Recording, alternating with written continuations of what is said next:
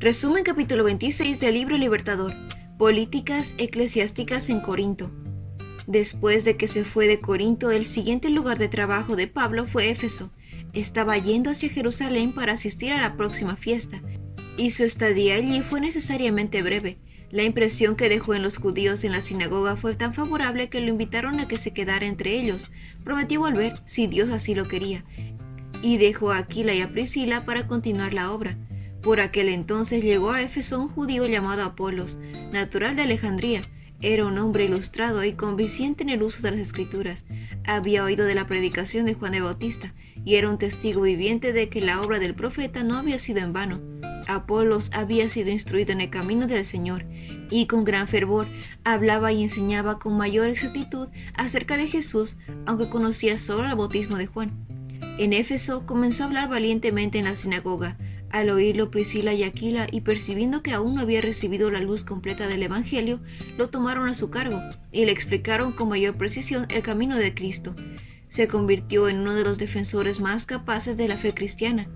Apolos fue a Corinto, donde se refutaba vigorosamente en público a los judíos, demostrando por las Escrituras que Jesús era el Mesías. Pablo había plantado la semilla de la verdad y Apolos la regaba. Su éxito llevó a algunos creyentes a exaltar sus labores por encima de las de Pablo. Esto produjo un espíritu de división que amenazó obstaculizar el Evangelio. Durante año y medio que Pablo pasó en Corinto, había presentado el Evangelio en su simpleza intencionalmente. Les di leche porque no pueden asimilar el alimento sólido, ni pueden todavía, pues aún son inmaduros, explicó más adelante. Muchos creyentes corintios habían sido llevados para aprender. Su avance en el conocimiento espiritual no había sido proporcional a sus oportunidades. Los celos y las suspicacias y las críticas habían cerrado los corazones de muchos a la obra completa del Espíritu Santo. Eran niños en el conocimiento de Cristo. Pablo había instruido a los corintios en el alfabeto de la fe, como a quienes ignoraban el poder divino en el corazón. El apóstol sabía que entre sus oyentes en Corinto habían orgullosos creyentes en las teorías humanas que esperarían encontrar en la naturaleza teorías que contradijeran las Escrituras. También sabía que los críticos se esforzarían por refutar la interpretación cristiana de la palabra y que los escépticos tratarían el Evangelio de Cristo como burla. Mientras se esforzaba por llevar personas a la cruz, Pablo no corrió el riesgo de rebatir directamente a los que estaban licenciosos o demostrar cuán odioso era su pecado a la vista de un Dios santo. En vez de eso, se detuvo especialmente en la piedad y la práctica y en la santidad que deben alcanzar quienes serán hallados dignos de un lugar en el reino de los cielos. A la luz del Evangelio de Cristo, ellos debían ver cuán ofensivas eran sus prácticas inmorales a los ojos de Dios. Pablo vio que el carácter de Cristo debía ser comprendido antes de que los hombres pudieran amarlo o ver la cruz con los ojos de la fe. La influencia refinadora de la gracia de Dios cambia el temperamento natural del hombre.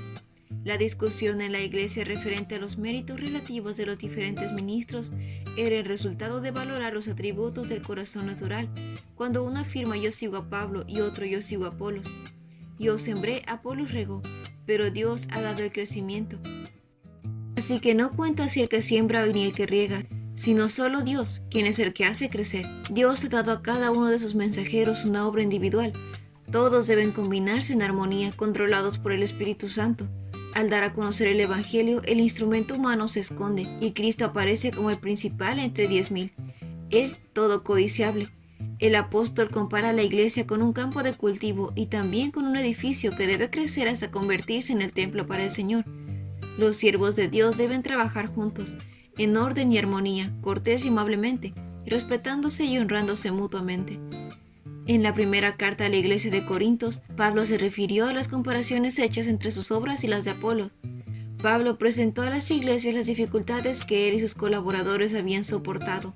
Incluso ahora mismo pasamos hambre y tenemos sed, y nos falta ropa para abrigarnos. A menudo somos golpeados y no tenemos casa.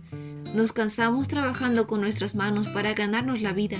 Bendecimos a los que nos maldicen. Somos pacientes con los que nos maltratan. Respondemos con gentileza cuando dicen cosas malas de nosotros. Aún así, se nos trata como basura del mundo, como el desperdicio de todos. Hasta este preciso momento, no les escribo estas cosas para avergonzarlos, sino para advertirles como mis amados hijos. Pues aunque tuvieran 10,000 maestros que les enseñaran acerca de Cristo, tienen solo un Padre espiritual. Pues me convertí en su Padre en Cristo Jesús cuando les prediqué la buena noticia. El que envía a los obreros del Evangelio es deshonrado cuando hay un apego tan fuerte a algún ministro favorito, al punto que después no haya disposición para aceptar a algún nuevo maestro. La Iglesia debería aceptar con gratitud a los siervos de Cristo. Deberían buscar obtener todo el beneficio posible de cada pastor. En los días de los apóstoles había algunas personas confundidas que decían creer en Cristo, pero rehusaban mostrar respeto a sus embajadores. Declaraban que Cristo mismo les enseñaba directamente, sin la ayuda de los ministros del Evangelio. No estaban dispuestos a someterse a la voz de la Iglesia. Los tales estaban en grave peligro de ser engañados. Dios ha puesto en la Iglesia hombres de diversos talentos, para que por medio del esfuerzo combinado de muchos pueda cumplirse la voluntad del Espíritu. Los hombres que rehúsen unirse a los otros con más experiencia en la obra de Dios serán incapaces de discernir entre lo falso y lo verdadero. En la iglesia primitiva, algunos se negaban a reconocer a Pablo o a Apolos, pero sostenían que Pedro era su líder. Afirmaban que Pedro había sido más cercano a Cristo, mientras que Pablo había sido perseguidor de los creyentes. Cegados por el perjuicio, no mostraban generosidad y la ternura que revelaba que Cristo moraba en el corazón. Pablo fue instruido por el Señor para emitir las palabras de protesta, a quien Pablo estaba diciendo: yo sigo a Pablo, yo a Apolos, yo a Cefas y otros, yo a Cristo. Les preguntó: ¿está dividido Cristo? ¿Acaso Pablo fue crucificado por ustedes? ¿O es que fueron bautizados en el nombre de Pablo? Que nadie base su orgullo en el hombre, suplicó, ya sea Pablo o Apolos o Cefas o el universo o la vida o la muerte o lo presente o lo porvenir. Todo es de ustedes y de ustedes son de Cristo y Cristo es de Dios. Apolo se lamentó por la causa de la disensión en Corinto. No la fomentó, sino que abandonó rápidamente el campo de contienda. Cuando más adelante Pablo lo alentó a visitar Corinto nuevamente, él rehusó hacerlo hasta mucho tiempo después, cuando la iglesia había alcanzado una mejor condición espiritual. Este fue el resumen del capítulo 26 del libro Los Embajadores. No olvides compartir este resumen con tus compañeros de clase o con otras personas que tú creas que puedan necesitar este mensaje. Nos vemos la próxima.